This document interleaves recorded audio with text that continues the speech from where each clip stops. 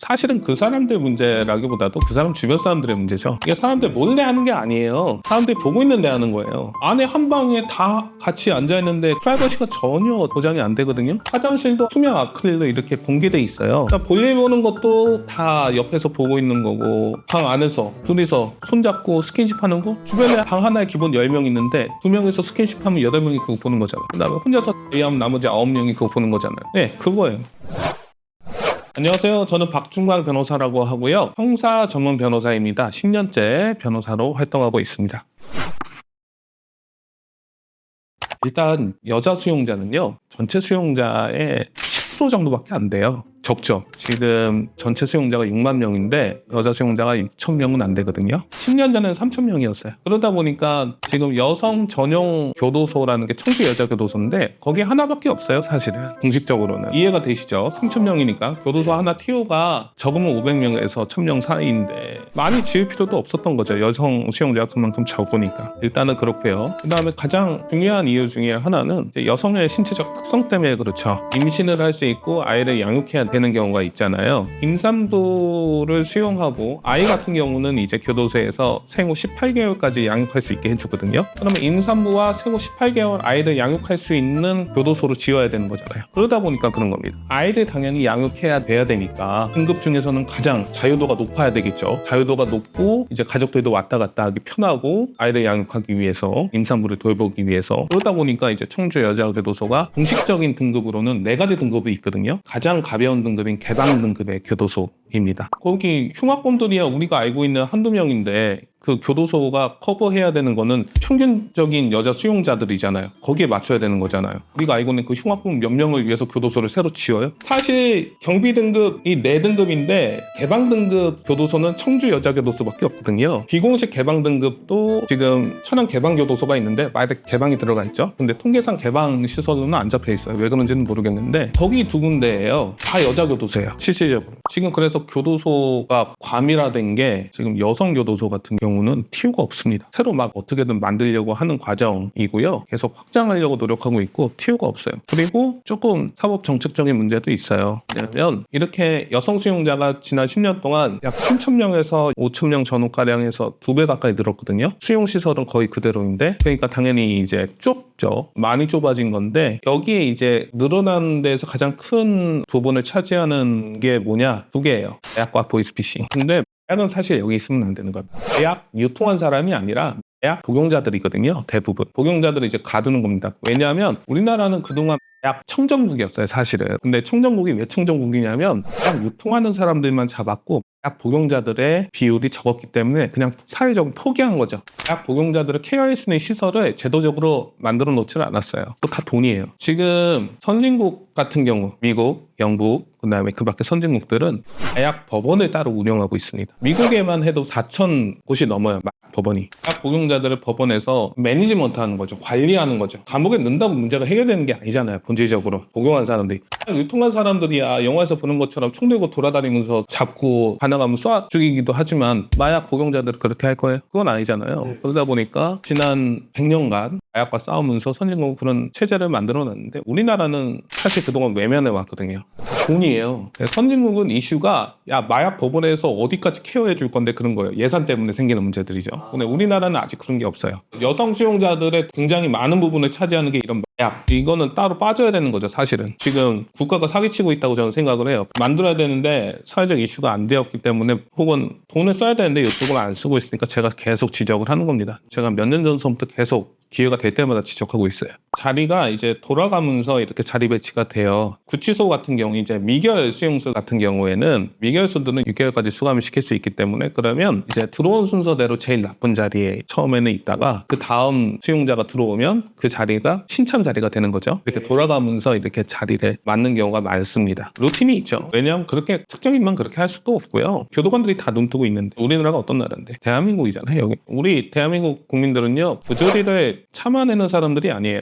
들이박지. 어디서든 그거는 동일합니다. 맞아요. 여자들은 화장을 하고 싶어 하기 때문에 꾸미고 싶어 하죠. 정말 신기한 게 여자들 사이에서도요, 예쁘게 하고 싶어하는 사람들이 항상 있어요. 그리고 여자들도 예쁜 거 좋아하죠. 여자들 사이에서도 예쁜 여자가 인기가 좋아해. 그잖아요.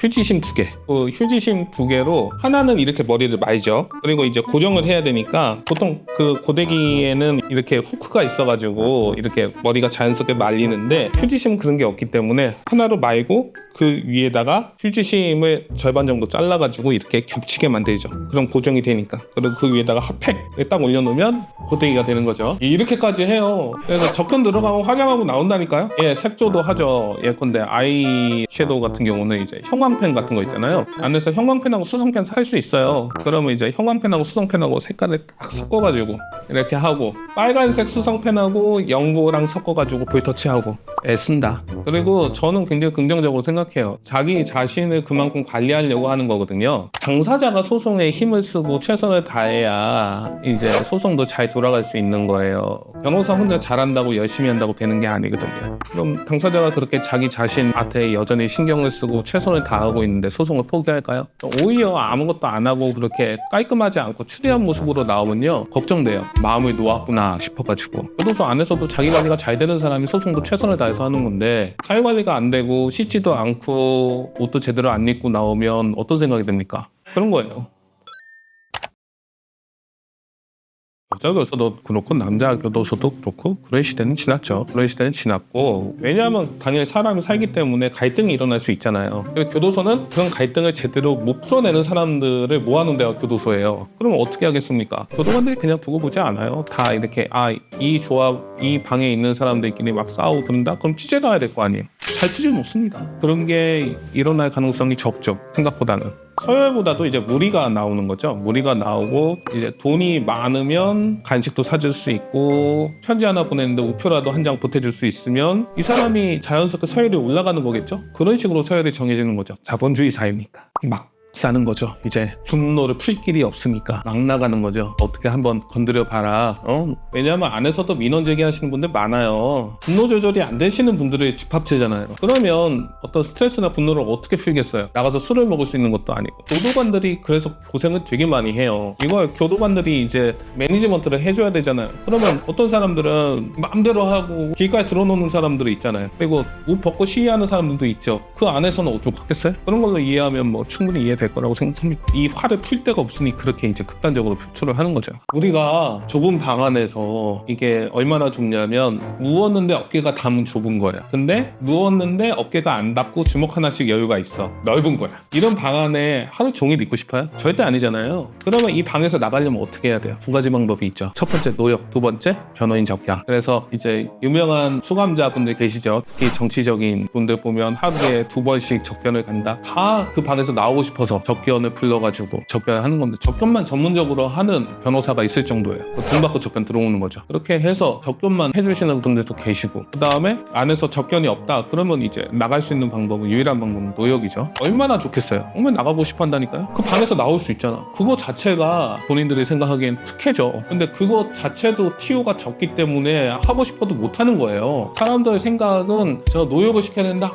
시켜줬으면 정말 고맙겠다고 그러죠. 그거 아실지 모르겠는데 징역이라는 거는 노역을 포함한 거고요. 금고라고 하는 거는 노역 없이 그냥 가둬두기만 하는 게 금고예요. 금고형은 얼마든지 노역으로 전환할 수 있습니다. 금고를 원하는 사람은 없어요. 교도관 분들은 정말 고생한다고 말씀드리고 싶고요. 그 좁은 공간 안에서 우리 사회에서 제일 셀프 컨트롤이 안 되는 사람들의 평화를 책임지다 보면 쉽지 않은 경우가 많이 생기죠. 그러면 이제 사람이다 보니까 미울 수 있죠. 그러면 일주일에 2번 정도 샤워를 하거든요. 20분씩. 그때 다른 사람들한테는 조금 여유롭게 하다가 어떤 특정인한테는 유독 빡빡하게 굴 수 있겠죠. 안에서도 페널티가 있거든요. 그럼 페널티를 쉽게 받을 수 있겠죠. 그렇게 지키면. 이 정도에서 이제 갈등이 수습되면 참 좋죠. 모두가 불행한 결과가 되겠죠.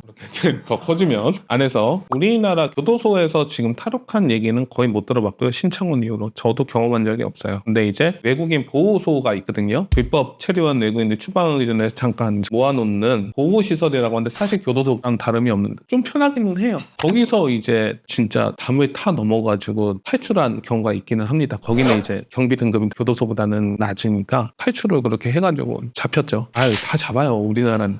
그러니까 그건 진짜 피지컬. 흑인들 보세요. 키 170인데 덩크하잖아요. 그 피지컬이 그렇게 나왔는데 뭘 어쩌겠어요. 야, 저 정도면 내가 점프해서 할 수 있겠는데 되잖아. 통통 튀어가지고 그렇게 탁 넘는 거죠. 그죠? 기본적으로 이제 서신을 주고받을 수 있죠. 우표를 붙여가지고 편지를 주고받을 수 있잖아요. 근데 이런 서신으로 펜팔을 하는 수용자들이 상당히 많습니다. 편지를 주고받는 거죠. 서로 얼굴을 보는 채로. 근데 지금 교도소 안에서는 수감자들끼리 주고받는 경우도 있고 밖에 있는 사람들하고도 주고받는 경우가 있긴. 요거 펜팔 하고 싶어하는 사람들을 연결시켜주는 브로커도 있고요. 요즘 제가 알기로는 필력이 좋으신 분들한테 좀 몰리는 걸로 알고 있어요. 그런 유료 펜팔이 있는데 안에서 계신 분들은 편지를 쓰면서 돈을 버는 거죠. 근데 이분들 같은 경우는 이제 상대방이 원하는 내용의 편지를 써주는 거지. 그렇게 의뢰를 하면 가장 비슷한 게 이제 예전에 유명한 전청조 있죠. 전청조가 이제 교도소 안에서 다른 남자 수용자랑 가상 결혼을 했다 뭐 이런 가십이 신문에 나온 적이 있는데 이런 것들이 이제 펜팔로 이루어지는 거죠. 말빨이 좋으니까. 대부분의 사람들은 교도소에 잠깐 있다가 길어봐야 몇 년 있다가 나오거든요. 그러면 교도소라는 경우는 결국은 재사회화를 위한 시설이기도 해요. 그 안에서 직업 훈련을 하고 다시 사회에 나와서 제대로 적응할 수 있도록 도와주는 시설이기도 하거든요. 처벌 시설임과 동시에. 그래서 그렇게 하려면 사실은 돈이 들어가야 되는데 교도소에 돈 들어가는 거 사람들이 그닥 그렇게 좋아하지는 않죠. 근데 그게 길게 보면 전체 사회 입장에선 좋은 것 같지는 않아요.